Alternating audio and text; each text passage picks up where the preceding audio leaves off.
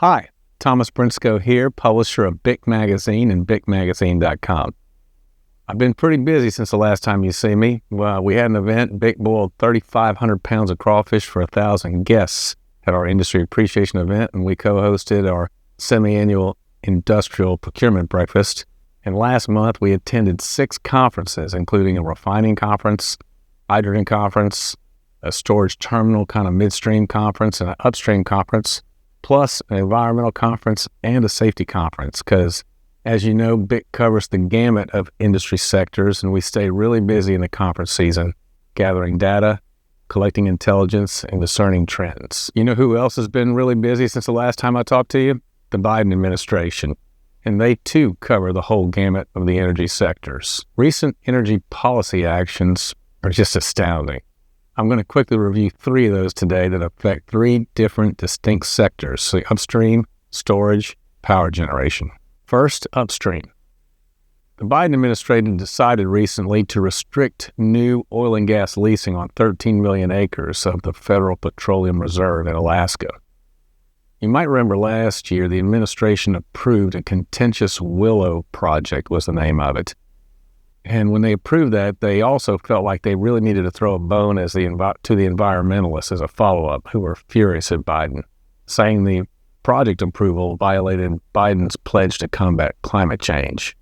So now, nearly half the Federal Petroleum Reserve is closed to petroleum leasing. That doesn't make sense, does it? And the people of Alaska aren't happy about it. Alaskan Senators Dan Sullivan and Lisa Murkowski both released statements harshly criticizing the move as illegal, and they predicted lawsuits. The Petroleum Reserve was set up to establish energy security, and this is building energy insecurity right before our eyes. The second recent policy decision deals with energy storage.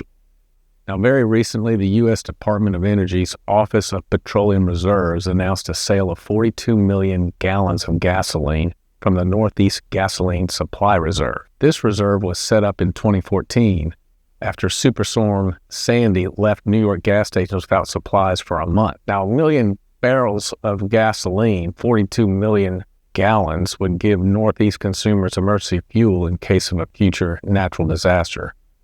But the only disaster this sale ameliorates is the polling of Biden's handling of the economy. The sale is strategically timed and structured to maximize its impact on gasoline prices, helping to lower prices at the pump, Biden hopes, as Americans prepare to vote.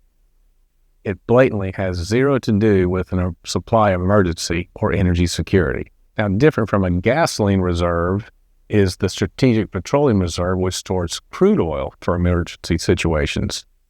We've covered here before how, for political gas price reasons rather than actual supply interruptions, Biden began depleting the reserve in late 2021. The level of the SPR is now roughly half of what it was when Biden took office.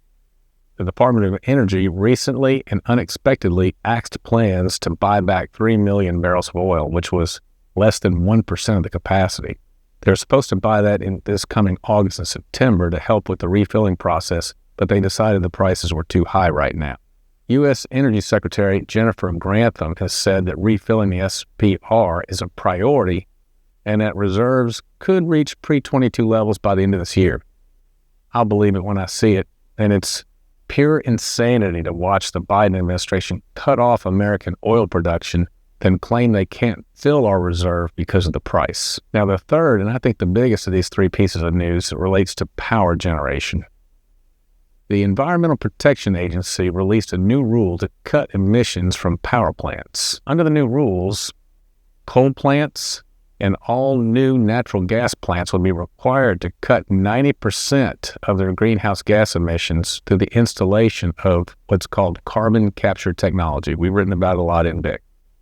And the rule gives them 8 years to do it, which in construction time is not a whole lot. Under the new rule, existing coal-fired units that plan to operate past the start of 2039 must reduce emissions of carbon dioxide by 90% by 2032. Units retiring before 2039 must co-fire with natural gas at a 40% rate starting in 2030.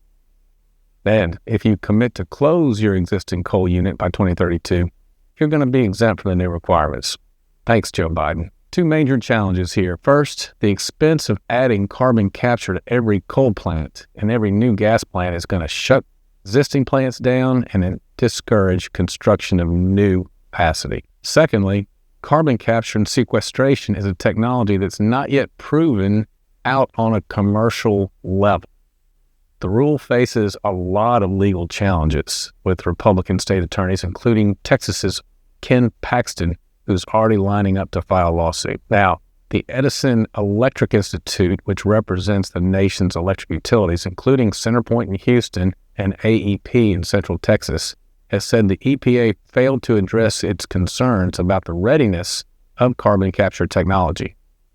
EEI President Dan Brulette said in a statement, quote, "Carbon capture and sequestration is not yet ready for full-scale, economy-wide deployment, nor is there sufficient time to permit, finance, and build the infrastructure needed for compliance by 2032.